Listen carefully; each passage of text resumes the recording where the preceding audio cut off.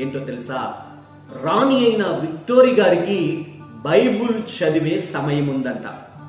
నేనంటాను, ఈ మాటలు వింటున్నటువంటి దైవ బిడ్డలారా, నీకు బైబుల్ చదివే సమయం ఉందా? క్రీస్తు బిడ్డను అని చెప్పి రొమ్ము విరుచుకొని చెప్పుకుంటున్నటువంటి నా ప్రియ చెల్లి తమ్ముడు, నా ప్రియ తల్లి తండ్రి, నీకు బైబుల్ చదివే సమయం ఉందా?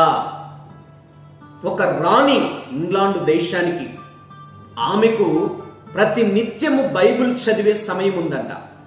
ఆమె రాజ్యాన్ని పరిపాలించడానికి ఆమె మూల బాటగా వేసుకున్నది ఏంటో తెలుసా?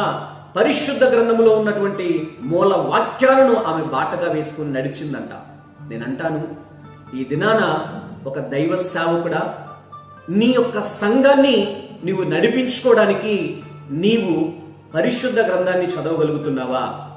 నీ సంఘాన్ని నిమ్మలముగా, సమాధానముగా, సంక్షేమ పదములో ఆత్మీయ బాటలు నడిపించుకోవడానికి ఈ పరిశుద్ధ గ్రంథాన్ని నువ్వు చదవగలుగుతున్నావా? పరిశుద్ధ గ్రంథాన్ని చదివే సమయము నీకుందా?